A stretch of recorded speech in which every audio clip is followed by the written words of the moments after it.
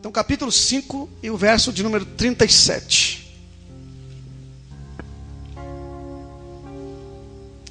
Quem achou, diga amém. Diz assim o texto: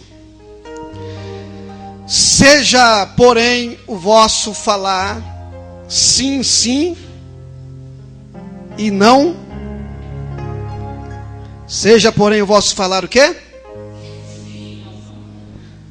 Porque o que passa disso é de procedência maligna. Curve tua cabeça. Toca mais forte, aumenta esse negócio, Albinho.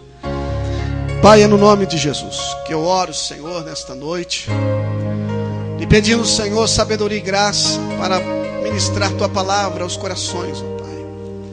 Dá-nos a revelação do Espírito Santo, Senhor. Pai, aquilo que só tu somente conhece, as nossas necessidades, os nossos anseios, que tu possas, Senhor, nos ensinar segundo a tua boa vontade, Senhor. Te peço, Pai, que em nome de Jesus, fala conosco, Senhor, porque carecemos de ouvir tua voz, Senhor. Dá-nos, ó Deus, a tua bênção e a tua paz, em nome de Jesus. Amém e amém. Irmãos, eu queria que você refletisse comigo um pouco nessa noite sobre esse texto que nós acabamos de ler, sobre a palavra sim, sim e a não, não, ou propriamente, por que não dizer a palavra sim e a palavra não. É fato que no nosso contexto hoje social, por que não por menor falarmos especificamente do nosso próprio eu, no quesito aquilo que corresponde à própria vida, aquilo como, ou da forma como nós enxergamos a vida, ou da forma como nós fomos educados, como fomos criados, como fomos ensinados. Se você pegar todo o contexto social, até da história, e psicologicamente falando, ou emocionalmente falando, você vai perceber que o ser humano, ele, de fato, muitas das vezes, uma palavra que ele jamais quer ouvir é a palavra não. E quando falamos da palavra não, eu não estou dizendo apenas dessas 3 letras que corresponde uma negatividade, mas não da questão do cotidiano. Não é quando alguém lhe pergunta: irmão, você vai para a igreja hoje? Aí alguém responde: não. Você está com fome? Não. Você vai pagar tal conta hoje? Não. Ou propriamente até do sim. Não é a questão da forma como respondemos no cotidiano, ou como lidamos com essa palavra que muitas das vezes para nós ela passa até mesmo desapercebido de que nós citamos ela ou de que falamos ela. Não é a questão do não do nosso vocabulário. O que eu quero dizer nessa noite é muito mais daquilo do que apenas pronunciar letras. É aquilo que Jesus também, nesse contexto, ele nos ensina, que dizer sim, ou sim, sim, e não, não, não é propriamente palavras, mas é uma postura de vida. É uma questão de conduta de vida. É uma questão aonde o indivíduo, ele passa a dizer não, não palavreando ou vocabulando essa palavra por aí, mas é quando ele diz não, e esse não passa a ser um estilo de vida consciente de que ele já não mais vai escolher a velha vida que ele tinha, que ele não mais passará a viver a mesma forma de vida que ele praticava, que ele não passará mais a andar da mesma forma ou do mesmo jeito que ele andava quando ele estava no mundo. Uma vez que ele adota a palavra não conscientemente como uma conduta ou um estilo de vida, ele está dizendo não para o mundo, ele está dizendo não para o pecado. Ele não precisa propriamente dizer para o pecado todos os dias: não, pecado, eu não te quero. Não, falsidade, eu não te aceito.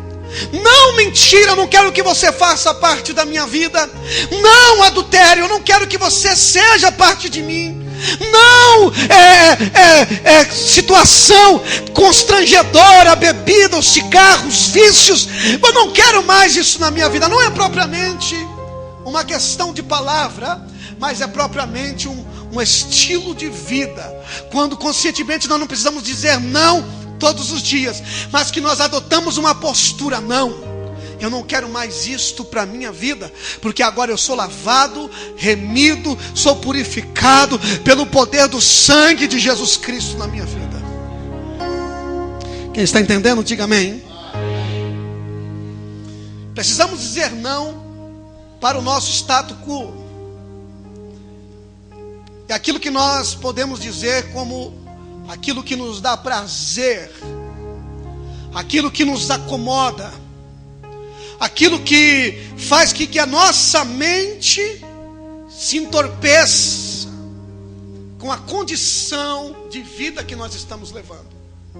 Há pessoas que estão vivendo uma vida tão precária moralmente, uma vida tão dissoluta, mas que as coisas estão bem. Não há doença, não há falta, não há privações, não há constrangimento dessa vida. Então a pessoa passa a entender que aquilo é um status quo para a sua vida, porque aquilo não está de fato nenhum lhe causando dor, não está lhe causando tristeza, não está lhe causando mágoa, está muito bom, as coisas estão muito bem. Então eu não preciso dizer não. Se as coisas estão indo de vento em polpa, por que dizer não? Porque muitas das vezes a nossa mente entorpecida pelo sim da vida, pelo sim que nós recebemos toda a vida, porque achamos que as coisas têm que ser da nossa vontade, e entendemos que muitas das vezes até o próprio Deus é obrigado a dizer sim para tudo que nós fazemos. Nós estamos andando errado, estamos falhando, estamos pecando, estamos fazendo coisas erradas, as coisas estão bem, e estamos achando que Deus está dizendo: sim, meu filho, você está indo muito bem. O status quo da situação é que nos entorpece, não nos permite, muitas das vezes, enxergarmos a realidade espiritual da situação. E isso nos leva a viver uma catástrofe espiritual. Eu não estou dizendo de catástrofe física ou geográfica, ou de situações que possam amargar a sua vida, mas de uma catástrofe espiritual que você não enxerga, porque as coisas ao redor estão caminhando bem. Não há desemprego, não há enfermidade, não há problema no casamento, não há problema ali, não há problema com os filhos, e as coisas estão muito bem. Então para que dizer não? Para que eu negar a mim mesmo? Para que eu dizer não para mim mesmo? Então para que eu dizer não para a mentira? Então para que dizer não? As coisas estão indo muito bem, está tudo muito zona de conforto, as coisas estão caminhando de vento em polpa. Então quando nós falamos o sim ou não, e propriamente a palavra não, nós não estamos dizendo apenas de palavra, mas de uma conduta, um estilo de vida assumido, onde eu neguei-me a mim mesmo, eu neguei o mundo, o pecado. E eu não preciso sair dizendo, ou levantando cartaz, ou levantando outdoors dizendo não. Eu disse não precisa disso. O meu próprio estilo de vida, a minha conduta, que renunciou ao mundo, que renunciou ao pecado, já é o sim de Deus para mim. E eu quero dizer nessa noite aqui hoje, irmão, não é apenas te apontar algumas falhas, ou alguns erros que na sua vida talvez esteja acontecendo, não é isto. Eu quero dizer para você nessa noite, pela palavra de Deus, que uma postura sua que você tomar como conduta de vida fará que realmente Deus mude a sua vida, e não propriamente a questão aquilo que nós esperamos de Deus, mas que você revolucione a situação que você está vivendo, que você revolucione a sua vida, que você revolucione a sua família, a sua comunidade, que você passe a ser realmente um instrumento de Deus nas mãos de Deus. Quem está entendendo, diga glória a Deus. A nossa Bíblia, e por que não dizer a própria história da nossa civilização, nos contam história de homens e mulheres que disseram não para situações, e que a partir desse não, eles mudaram situações, uma maré de situações que estava sobre eles, de acontecimentos, uma maré de acontecimentos que estavam sobre eles, e por uma postura de dizer não, eles revolucionaram o seu contexto, a sua geração.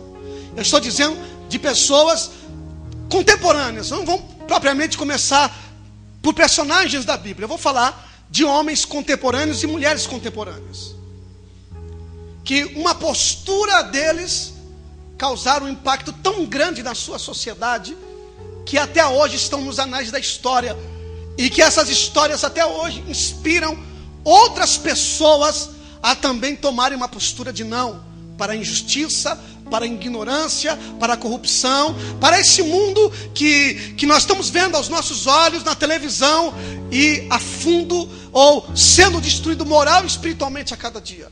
Homens e mulheres que não usaram a Bíblia, não vou dizer, mas usaram um aspecto da própria palavra, do sentido daquilo que nós dissemos, uma força que vem do próprio Deus para mudar a história. E há pessoas que precisam tomarem uma postura para mudar a sua história, para mudar a sua família, mudar a sua casa, mudarem a sua sociedade. Por que não dizer de um personagem histórico da nossa história, da humanidade, como Gandhi, que disse não para as forças de colonização da Inglaterra no seu país. Não é a questão espiritual ou religiosa do contexto de Gandhi, que não tem nada a ver com os nossos ensinamentos cristãos, mas a postura tão natural de um homem tão fragilizado fisicamente aos olhos de uma sociedade, e até de um império que potencialmente era uma potência de nação, que era a Inglaterra. Ele se tornou uma personificação de um homem da paz. Ele conseguiu afetar todos os seus concidadãos quando eles disseram: nós vamos revolucionar o nosso país, nós vamos mudar a nossa história, porque nós vamos dizer não para a injustiça, nós vamos dizer não para a colonização. E qual que foi o meio que ele usou? A paz. Como? A não violência. Então eles revolucionaram a sua história, eles mudaram o aspecto do seu país por meio de uma conduta de não pegarem armas, de não atacar as pessoas, ou de não se tornarem terroristas do seu contexto, para que a sua sociedade fosse mudada, fosse transformada, fosse afetada por eles. E Gandhi se tornou um personagem da história. Por quê? Porque ele falou assim: olha, nós vamos causar uma revolução tão grande, mas nós não vamos pegar em armas, nós não vamos xingar, nós não vamos bater. E aí, se eles baterem na gente, a nossa reação vai ser essa: nós não vamos se mover, nós não vamos se mexer, nós não vamos revidar. Não é uma questão de dizer: não, eu não vou te bater. Era uma questão de uma conduta de não se vingar, de não agir contra. Então essa conduta fazia parte da própria consciência deles, de não vamos pegar em armas, não vamos bater, não vamos matar, não vamos fazer coisas erradas para nós alcançarmos os nossos objetivos. Preste atenção, irmãos. Preste muita atenção aqui, porque essa palavra, eu creio que Deus irá trabalhar no seu coração hoje, para que você entenda o seu contexto de vida, que você precisa mudar através de uma postura e de uma conduta. Quando Jesus ensina, se ensina o não, e propriamente o não, vamos falar aqui numa questão muito, muito pessoal de família. Mães, pais. Você sabia, irmão, que um dos maiores modeladores do caráter dos nossos filhos é a palavra não? Quando você diz sim para o seu filho, em tudo você diz sim, você está matando, você está jogando o seu filho, a alma dele no inferno. Preste muita atenção, irmãos. Preste muita atenção. Isso aqui é muito sério. Precisamos ter pais e mães que tenham uma postura de dizer para o filho: não, meu filho, não, está errado. Não é passar a mão na cabeça. Não é ver falando palavrão e achar bonito e dizer sim. Não é ver pegando uma moeda escondida e dizer: não, meu filho, você está certinho, que bom, que bonito, e dizer sim. Porque a nossa conduta, a nossa postura, mesmo dizendo não ou sim, a nossa ação na mente da criança é um sim da mãe, é um sim do pai. Então eu posso ser do jeito que eu quero, eu posso fazer do jeito que eu quero, eu posso andar do jeito que eu quero, eu vou ser do jeito que eu quero. Vamos falar hoje é dia das mães, vamos ser um dos maiores modeladores do caráter dos nossos filhos, é quando dizemos não. Isso é uma prova concreta, porque a maioria dos pais que estão aqui cresceram debaixo de um ensino muito rigoroso, uma boa parte, que muitas das vezes a palavra foi não. E qual que um de vocês aqui se tornou bandido? Foi fumar maconha, foi se prostituir. Andou errado porque ouviu um não do pai, andou errado porque ouviu um não da mãe. Precisamos modelar os nossos filhos para o futuro, mas não é modelar apenas na aparência, dando leitinho, dando Coca-Cola, dando biscoitinho, mas é ensinando moral e espiritualmente, que a conduta deles muitas das vezes não está de acordo com os ensinamentos bíblicos, então temos que dizer não. E às vezes a gente quer dizer sim para não constranger, às vezes quer dizer sim para não magoar, às vezes queremos dizer sim para não entristecer, às vezes queremos dizer sim para não chorar. Se você está entendendo, diga amém. Diga amém. Então a gente muitas das vezes usamos o sim legalmente, sabe, irmão? É legal, é certo, é correto, então não tem problema. Preste muita atenção, queridos, por favor, em nome de Jesus. Isso é muito sério, irmão. Isso é muito sério. Isso é muito sério. Que geração de filhos você está preparando para o futuro? De filhos mole para a vida? De filhos apáticos com a vida? De filhos que não têm capacidade de lavar a própria cueca, de lavar a própria meia, de esfregar a própria roupa, de guardar um sapato, de guardar um chinelo e de encarar a vida lá fora, porque pai e mãe não vivem para sempre. E de encarar a vida lá fora, que quando eles encontrar com seus algozes no dia a dia, você não estará lá presente. Então aprenda a dizer não dentro de casa. Aprenda a dizer não para muitas coisas. Não passe a mão na cabeça. Não consinta com não, com sim, mesmo sendo legal, mesmo dizendo não vai ser mal nenhum. Gandhi mudou a história. Quem já ouviu falar de Rosa Parks aqui? Ninguém nunca ouviu. Mas de Martin Luther King, quem ouviu falar? Todos nós sabemos que Martin Luther King foi um homem que revolucionou a sua geração na luta contra o racismo. E até hoje nós vemos frases, até hoje essa história contagia homens e mulheres pela conduta deste homem, que era um pastor, que era um cristão atuante. Ele não era apenas um ativista em favor da minoria, ele era um homem de Deus, de oração, que buscava Deus e que levantou-se e se posicionou na sua geração, naquela sociedade. Mas quem foi Rosa Parks? Rosa Parks foi a mulher que foi uma precursora de todo esse movimento, o atuante principal foi Martin Luther King. Mas Rosa Parks, a história não conta muito dela, porque foi através dela que iniciou toda essa revolução contra o racismo nos Estados Unidos. Como? Ela era uma mulher senhora de idade, que pela opressão da ignorância humana, ela vindo do seu trabalho, era por obrigatoriedade, dentro do contexto social, que todos os negros, ao entrar um branco dentro do ônibus, o negro tinha que se levantar e sair daquele lugar para o branco sentar. Se entrasse numa lanchonete e se os negros estivessem sentados, não tivesse lugar para os brancos, o branco tinha que o negro tinha que se levantar para que os brancos sentassem. Aí um dia essa mulher está no ônibus e um homem chega branco e disse: olha, tem que se levantar daqui para me dar o meu lugar. Ela disse não.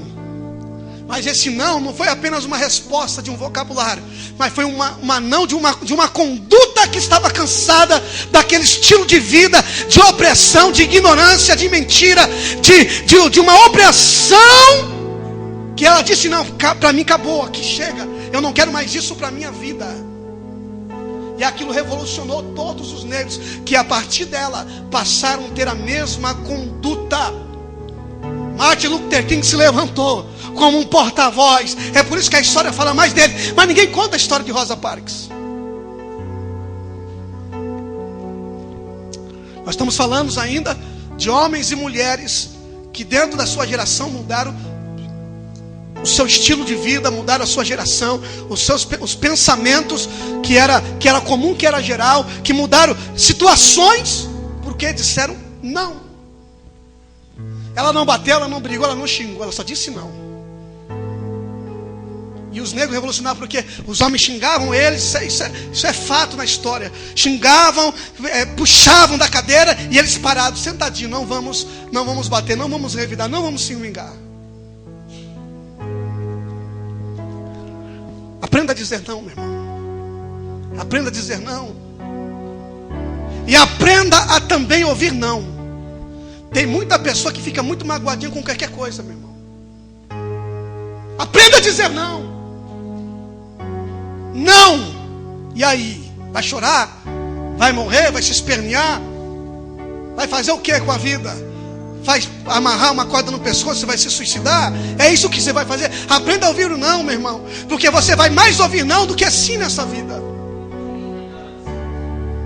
E você pode ter certeza, irmão, que Deus é um pai que Ele sempre não vai dizer sim, meu filho. Não, o pai muitas das vezes ele vai dizer: não, meu filho, isso não é a minha vontade, eu não quero isso para a sua vida, não é desse jeito. E você tem que aceitar a vontade de Deus, mesmo que ela seja negativa, mesmo que ela seja um não. E às vezes só quer ouvir sim, sim, sim, sim, sim, sim.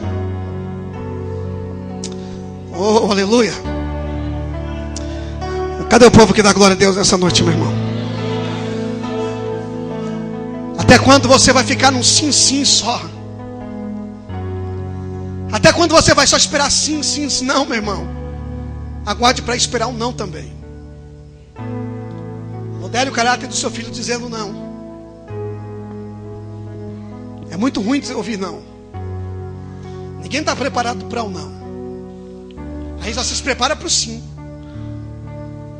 Eu sei que no conceito de nós avançar, lutar e conquistar algo para a nossa vida, a gente temos que sempre esperar uma reação positiva, sim. Mas a maioria delas vai ser negativa. A vida por si só é não. Os acontecimentos são não. Tudo é não. Tudo gira em torno do não. E a gente está acostumado com o sim. Achando que a vida é como um mar de rosa, ou como foi dentro de casa, quando o pai disse sim, meu filho, vai sim, sim. E a gente acostuma com isso. Tem filho que se você dizer não, irmão, ele faz você passar vergonha no mercado, na loja. Ele te faz passar vergonha na rua, na vizinhança, porque você disse não. Ele esperneia, ele vai chorar, ele vai gritar, ele vai te bater até na sua cara para você dizer sim. Eu estou certo ou eu estou errado, meu irmão? Diga amém. Então vamos aprender a dizer não. Aprenda a dizer não. E aprenda a esperar não também. Amém? Abraão, irmãos, ele simboliza aquilo que nós chamamos de um indivíduo corajoso, que disse não para uma comodidade de vida Ele morava em Ur dos Caldeus. Ele morava em Ur dos Caldeus, que era uma cidade, para a época, uma cidade que a tecnologia estava lá. Tudo que era de bom estava lá. Mas lá também estava a idolatria, lá também estava o ecumenismo, lá também estava a vida dissoluta. Lá estava uma vida, sabe, arregalada, uma vida que todo mundo quer, que a carne deseja, uma vida de promiscuidade. Mas Abraão decidiu: eu vou dizer não para esta sociedade e vou em busca de uma terra prometida. Todos nós temos a nossa terra, não tem que dizer não. E Abraão sai em direção, em busca dessa tal terra prometida que Deus lhe promete. Mas a terra não vem até ele tem que ir até a terra. Nós devemos aprender, irmãos, que nós devemos abrir caminho. Abrir caminho, fazendo história para quem vem atrás. A vida não gira em torno só de mim. Preste atenção, a vida não gira em torno de você, o mundo não gira em torno de você, meu irmão. Você é componente, você é um indivíduo que faz parte de um todo. Você não é o centro das atenções. E quando nós achamos que queremos ser o centro das atenções, nós não queremos ouvir não. Tudo que acontece choraminga, tudo que acontece fica com raiva, tudo que acontece se chateia, tudo que acontece quer viver do jeito que quer. A vida não gira em torno de você. Preste muita atenção nisso. O nosso centro da nossa adoração é Deus. Os homens em Ur dos Caldeus tinham deuses de todos os tipos que satisfaziam os seus desejos mais egoístas e pessoais. Então, eram os deuses que trabalhavam em prol do humano, do ser humano. Era o Deus da promessa, era o Deus da prosperidade, era o Deus do casamento, era o Deus da prostituição, era o Deus de todo jeito. Essa cultura moldou a nossa cultura até hoje, meu irmão.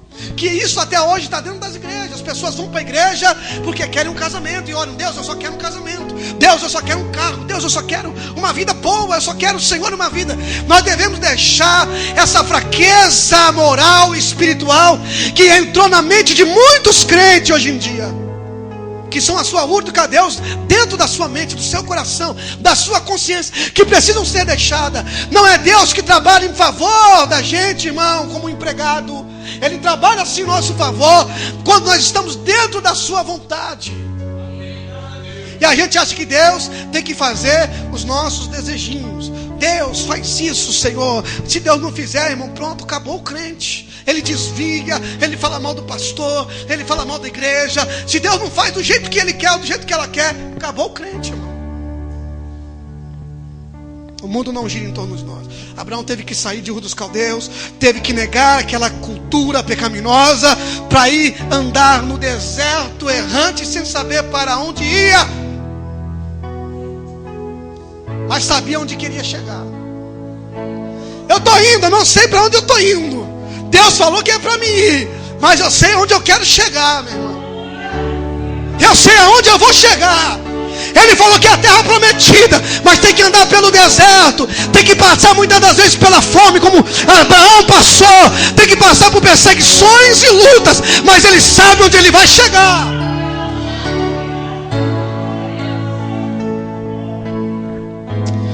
Diga amém, querido. Deus está aqui. Por que não dizer também, ainda a palavra de Deus diz lá em Êxodo capítulo 1 capítulo 2, fala a respeito de mulheres que disseram não para Faraó, Joquebede e as parteiras, Puá e Cifra. Olha que contexto tremendo. Havia um edito do rei: todo macho que nascer tem que morrer. Puá e Cifra falaram não. Era um edito do rei para elas, que quando nascesse os filhos da Hebreia, tinha que matar os homens e deixar as mulheres vivas. Elas disseram: não vamos obedecer esse edito não. Não. É o que está acontecendo hoje, irmão. Aonde essa imoralidade que diz do conceito da vida, que o aborto é bom, E muitas pessoas aderem a esse conceito do aborto, e até para reforçar, usam argumentos para reforçar uma lei que vai contra a lei divina, que é a lei da vida. E diz: aborta, porque é melhor. É uma gravidez indesejada, aborta, não tem problema.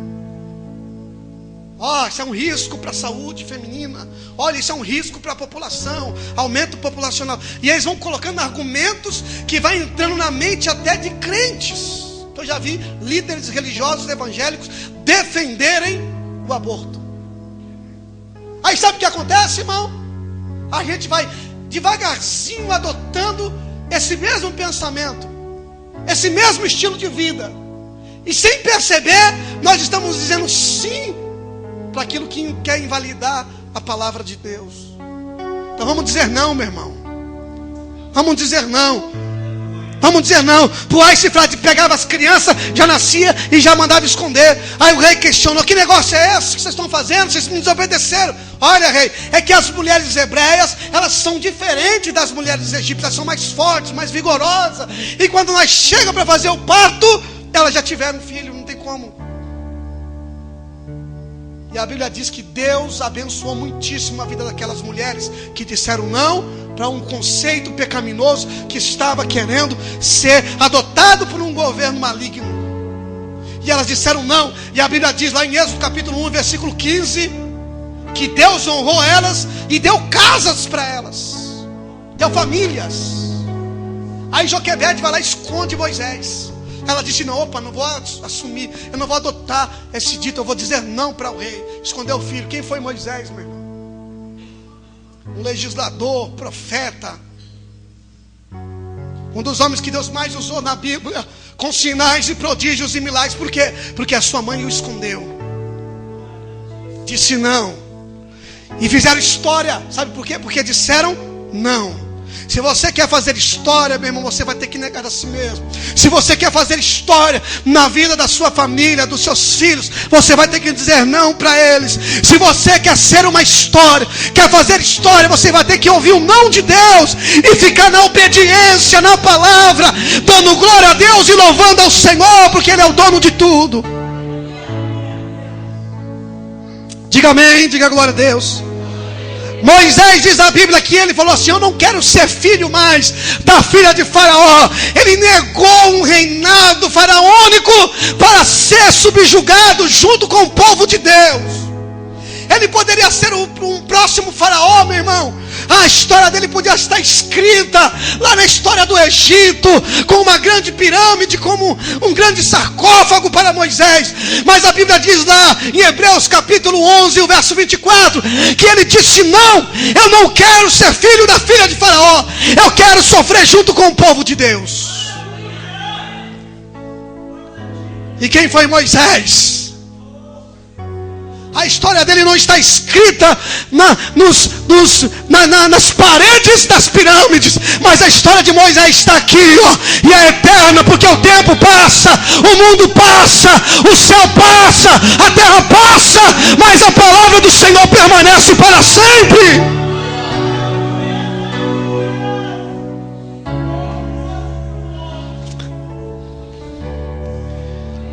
Para nós terminarmos aqui, a Bíblia fala que Ana, as mães, Ana e Penina e seu esposo.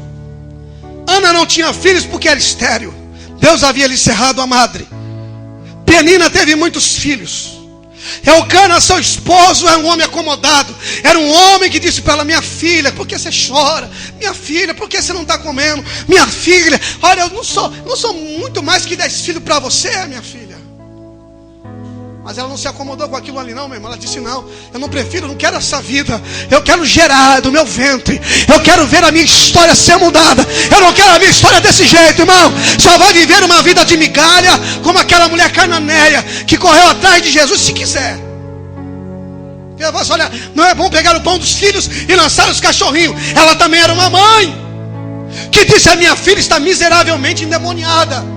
E Jesus: não posso pegar o pão dos filhos e dar aos cachorrinhos. E ela disse: mas também, meu Senhor, os cachorrinhos também comem das migalhas que caem da mesa de seus senhores. E Jesus olhou para ela: grande é a tua fé, mulher, vai que a tua filha está curada. Ou você escolhe mudar a história da sua família, ou você escolhe mudar a sua história, ou continuar comendo migalha. E Ana falou assim: meu, a Bíblia diz que a porção era excelente para ela. O melhor alimento era para Ana. Ela não estava satisfeita com aquele melhor alimento, e nem com Elcana daquele jeito. Ela estava insatisfeita. Então o que ela fez? Ela foi para o templo, ela foi orar.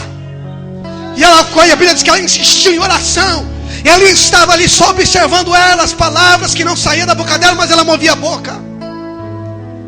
E ele falou assim: mulher, você está bebendo, você fica embriagado, você fica se embriagando. Para com esse negócio de ficar tomando cerveja, meu filho. Para com esse negócio de tomar vinho. Para senão vai ficar tomando 51, minha filha. Vai se converter. Olha, meu Senhor, eu não estou aqui embriagada, não. Eu estou aqui triste, angustiada. Eu estou aqui orando ao Senhor para que Ele me dê um filho. E ele falou assim: que seja conforme a tua petição. Profetizou na vida dela. Depois de um ano, Deus deu Samuel para ela. Quem foi Samuel, meu irmão? Profeta, juiz e sacerdote. Ungiu a Saul, mas também levantou a Davi. Ungiu a Davi, fez história na sua geração. E você? Se você aceitar a sua condição de vida, se você aceitar dizer sim para esse estilo de vida, como é que a tua história vai ser contada pelos outros? Tem história que é assim. É assim. Viu fulano? Nadou, morreu na praia. Que história é essa, irmão? Não inspira ninguém. Tu viu a fulana? Começou tão bem, mas terminou tão mal. Isso não é história para contar para ninguém, meu irmão. Diga amém, diga glória a Deus. Se coloque de pé, meu irmão. A tua história não vai terminar assim. Você vai fazer história na tua história e na história de muitas pessoas. Porque Deus não te chamou só apenas para ser um coadjuvante. Deus te chamou para você fazer história e mudar a história. Oh, aleluia. Canta aí,